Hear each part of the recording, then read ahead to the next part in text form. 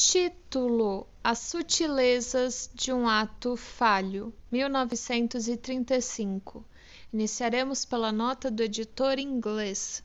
A presente tradução inglesa com título modificado é uma versão corrigida da que foi publicada em 1950. Esta foi uma contribuição posterior, contudo, não a última, de Freud ao seu tema predileto, a psicopatologia da vida cotidiana. Freud, 1901b, retornou ao assunto mais uma vez em suas inacabadas Lições Elementares, 1940b, 1938. Agora o texto. Título: As sutilezas de um ato falho. Eu estava preparando para uma amiga um presente de aniversário, uma pequena pedra preciosa trabalhada para ser engastada num anel. Ela estava fixa no centro de um recorte de cartolina resistente, e neste escrevi as seguintes palavras: comprovante para entrega, a firma L. Joalheiros de um anel de ouro, reticências, para a pedra anexa, na qual está gravado um barco, uma vela e remos. Contudo, no ponto em que ali deixei uma lacuna entre ouro e para, havia uma palavra que eu fora obrigado a riscar por ser inteiramente desnecessária. Era a pequena palavra bis, abre colchetes, até em alemão, fecha colchetes. Mas, por que eu a teria escrito?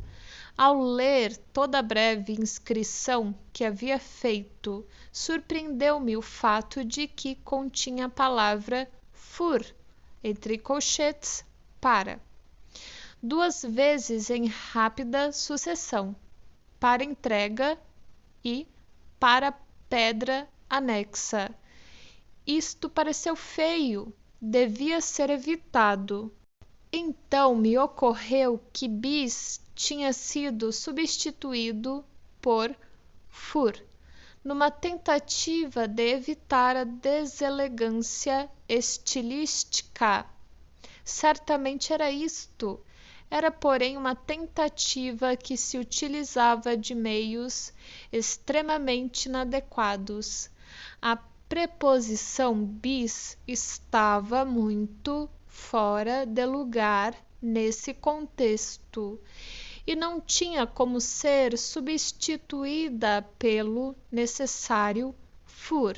Assim sendo, porque justamente bis, talvez a palavra bis não fosse a preposição indicativa de tempo limite. Pode ter sido algo totalmente diferente. Travessão, a palavra latina bis, travessão, uma segunda vez, que conservou seu significado em francês. Ne bis in idem é uma máxima da lei romana. Bis bis é o que grita o francês quando deseja ver repetida uma apresentação. Assim, esta deve ser a explicação do meu absurdo lapso de escrita. Eu estava sendo advertido contra o segundo für, contra uma repetição da mesma palavra. Alguma outra devia ser colocada em seu lugar. A fortuita identidade de som entre a palavra estrangeira bis, que incorporava a crítica à fraseologia original, e a preposição alemã possibilitou a inserção de bis em lugar de für, na forma de lapso de escrita. Esse engano, todavia, atingiu seu objetivo, não ao ser efetuado, mas somente depois de ter sido corrigido. Tive de riscar o bis e, com isto, por assim dizer, eliminei a repetição que me perturbava, realmente digna de interesse essa variante do mecanismo de uma parapraxia. Senti-me muito satisfeito com essa solução. Na autoanálise, porém, o perigo de fazer coisas incompletas é muito grande. Pode-se com muita facilidade ficar satisfeito com uma explicação parcial, atrás da qual a resistência facilmente pode estar ocultando algo que talvez seja mais importante. Contei esta pequena análise à minha filha e ela imediatamente viu como a coisa acontecera. Abre aspas. Mas o Senhor já deu a ela uma pedra igual a essa para um anel anteriormente. Esta é provavelmente a repetição que o Senhor quer evitar. As pessoas não gostam de dar sempre o mesmo presente. Fecha aspas. Isto me convenceu. Havia realmente a objeção contra uma repetição do mesmo presente, não da mesma palavra. Tinha havido um deslocamento para algo banal, com a finalidade de desviar a atenção de algo mais importante, uma dificuldade estética, talvez, em lugar de um conflito instintual, pois foi fácil descobrir a outra sequência. Eu estava procurando um motivo para não dar de presente a pedra, e esse motivo foi providenciado pela reflexão de que eu já havia dado o mesmo presente, ou um muito parecido. Porque essa objeção devia ser ocultada ou disfarçada, logo vi por quê. Não tinha nenhuma vontade de me desfazer da pedra.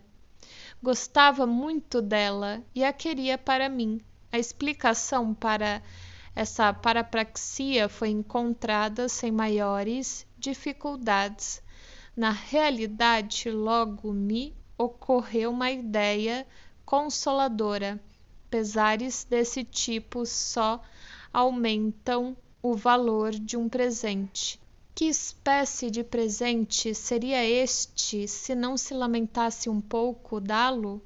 Não bastante, o episódio possibilita que se perceba mais uma vez como podem ser compilados os processos mentais mais modestos e aparentemente mais simples.